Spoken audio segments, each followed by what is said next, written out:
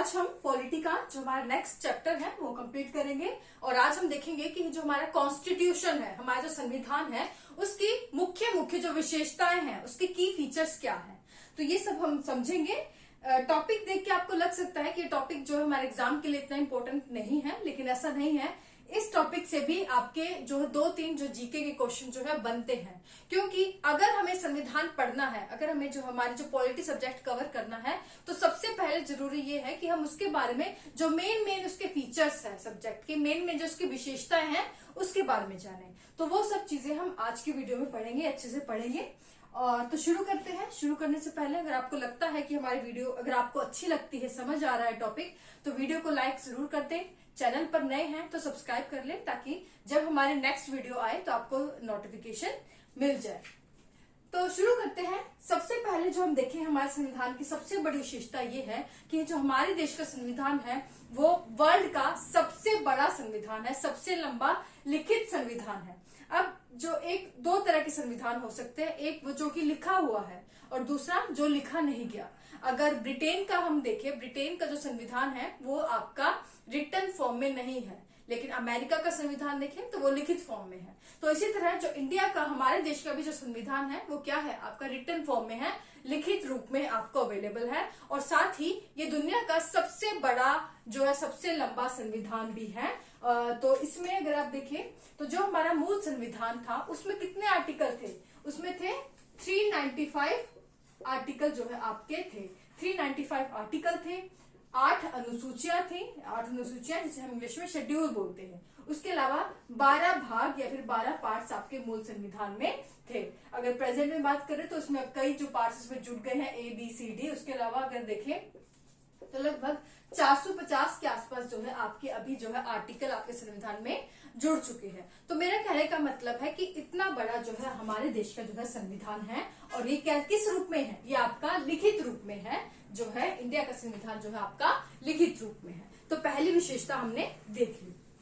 दूसरा क्या है, सोर्सेज, स्रोत, कि जो हमारे संविधान में जो चीजें ली गई है, जो आर्टिकल जो हमने लिए गए हैं, इसमें जो मेन उसकी जो विशेषताएं हैं वो कहाँ से ली गई है।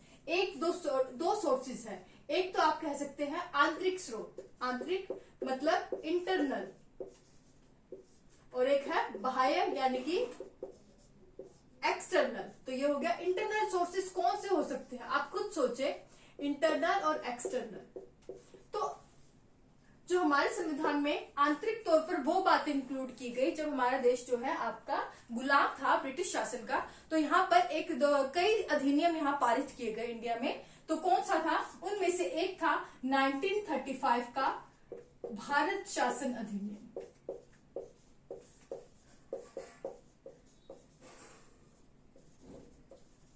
तो आंतरिक स्रोत पर यानी जो इंटरनली जो चीजें ली गई, हमारे देश से ही जो चीजें लेकर आपके संविधान में ऐड की गई, उसमें हम कहेंगे कि वो इंटरनल सोर्सेज है हमारे कॉन्स्टिट्यूशन के। तो उसके एग्जांपल है कि उस समय जो हमारा जब देश गुलाम था, तो उस समय कई जो है अधिनियम जो है हमारे देश में आए, जिसमें मेनली आपका था 1935 का भारत शासन अधिनियम, जिसमें से आपके मुख्य तौर पर इस अधिनियम से जो है कई चीजें हमारे देश में, हमारे संविधान है उसमें ऐड की गई। तो ये था इंटरनल सोर्स। बाह्य स्रोत यानी कि जो एक्सटर्नल सोर्सेज देखे, तो एक्सटर्नल सोर्सेज यानी कि जो दूसरे देशों के संविधान से जो चीजें ली गई, जैसे कि आपके हमने इंग्लैंड से कुछ चीजें ली, कुछ हमने अमेरिका से ली, कुछ आपके ब्रिटेन से ली, आपका ऑस्ट्रेलिया से, कनाडा से, आयरलैंड से। तो दूसरे देशों से जो चीजें हम आपके संविधान में जो चीजें ऐड की, उस सोर्सेज को हम क्या कहेंगे, वो हो गए हमारे एक्सटर्नल सोर्सेज। तो यहाँ पर दूसरा पॉइंट आपको याद रखना है कि हमारे संविधान की ये विशेषता है कि इसमें दोनों ही स्रोत है, दोनों ही सोर्सेज जो है अवेलेबल है। इंटरनल सोर्सेज भी है और एक्सटर्नल सोर्सेज भी है, कि दूसरे देशों से भी जो चीजें हमारे लेकर हमारे संविधान में ऐड की गई है। उसके बाद थर्ड पॉइंट है फ्लेक्सिबिलिटी, यानी कि लचीलापन। तो हमारा संविधान जो है लचीला भी है और साथ ही साथ कठोर भी है। तो दोनों ही चीज एक साथ कैसे हो सकती है, आपका पॉइंट हो सकता है। तो एक साथ इस तरह से है कि समय समय पर जो है हमारे संविधान में कई चीजें जो है जोड़ी गई है, कई चीजें जो है वो अमेंडमेंट किया गया, संविधान संशोधन किया गया। अब पहला पॉइंट समझे कि लचीला किस तरह से है, किस तरह से हमारा संविधान फ्लेक्सिबल है। तो हमारे संविधान में कई चीजें ऐसी है जिसे 2/3 बहुमत से अगर कोई चीज पारित कर दी जाती है उसके बाद आपके संविधान में संशोधन किया जा सकता है। तो इस तरह अगर आप देखें कि संसद में अगर 2/3 बहुमत से आपका अगर कोई चीज पास हो गई, आपका जो मोशन है वो पास हो जाता है, उसके बाद आपका संविधान में संशोधन इजीली हो जाएगा। तो इस तरह से आपका संविधान कैसा है, वो आपका लचीला है, फ्लेक्सिबल है।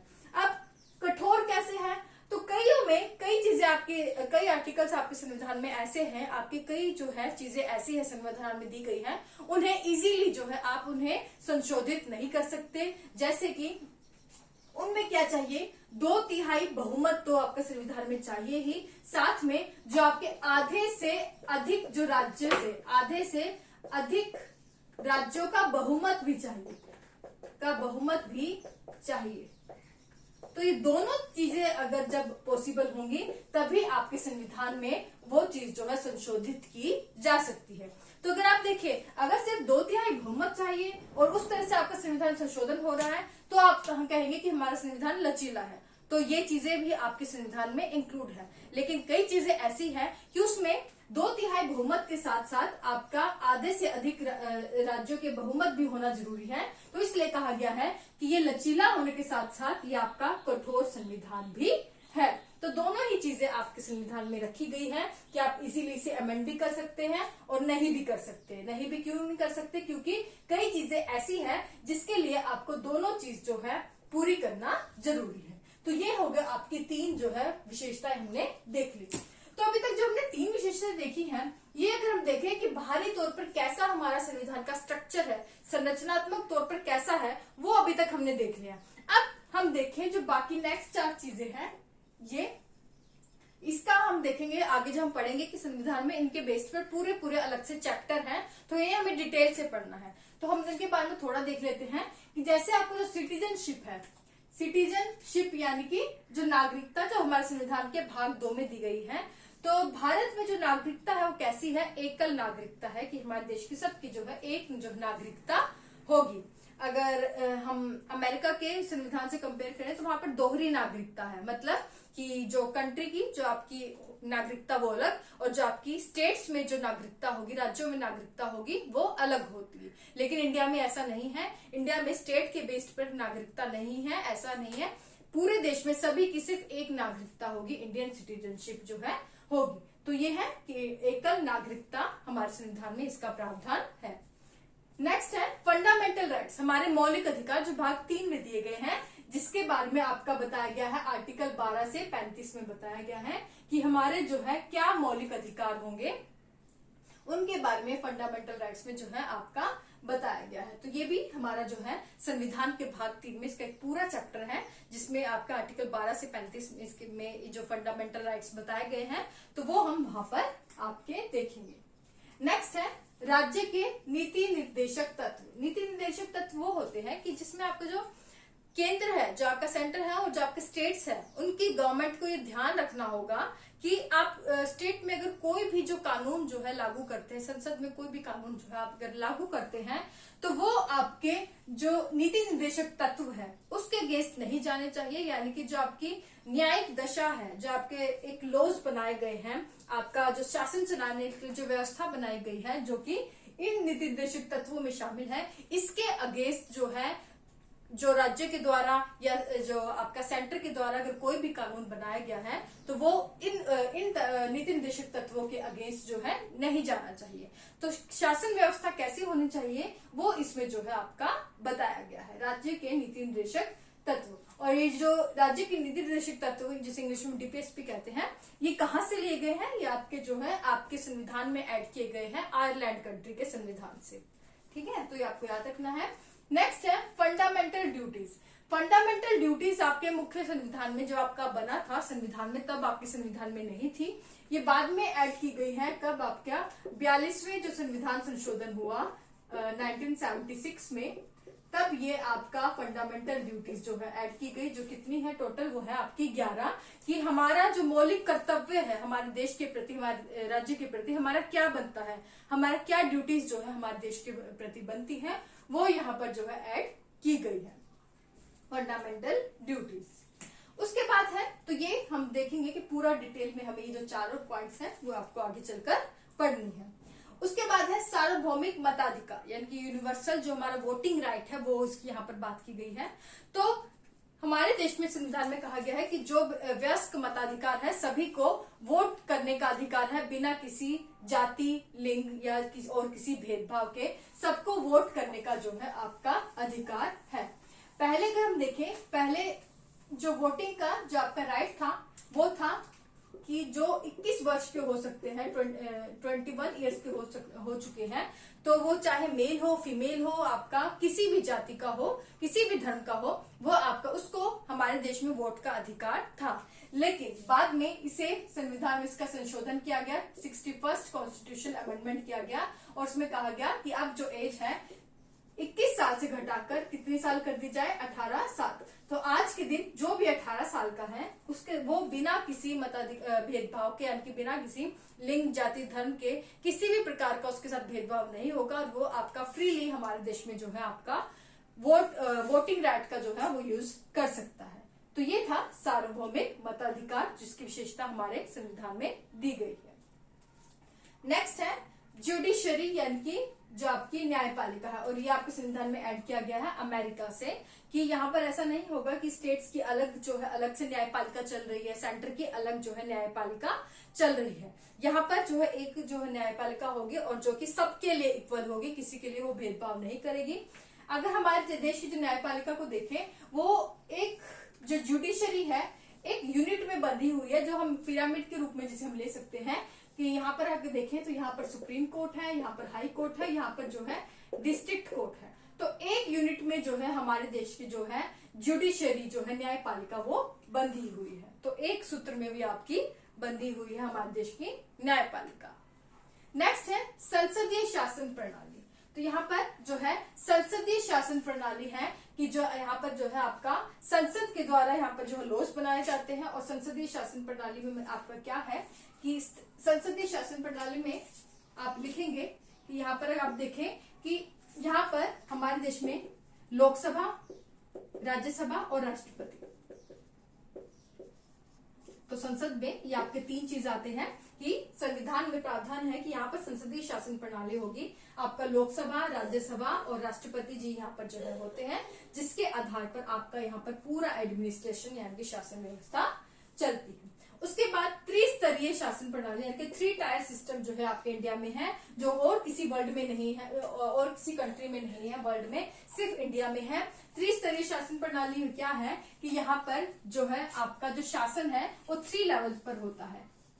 एक होता है सेंट्रल लेवल पर, एक होता है आपका स्टेट्स लेवल पर, राज्यों के स्तर पर, और एक होता है आपका स्थानीय शासन, लोकल एडमिनिस्ट्रेशन, या फिर आप हिंदी में एक टर्म लिखी जाती है स्थानीय स्वशासन।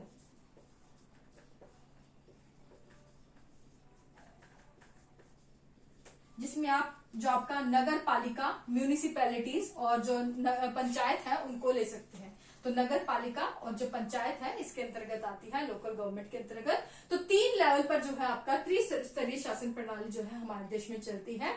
तो सेंट्रल, स्टेट और स्थानीय स्वशासन, जिसमें आपकी पंचायतें और नगर पालिका, म्यूनिसिपैलिटीज और पंचायत जो है आती है। तो यहाँ पर जो स्तरीय शासन प्रणाली जो है आपका इंडिया में है, जिसे आपका ऐड किया गया था स्थानीय स्वशासन को 73वें और 74वें संविधान संशोधन के द्वारा।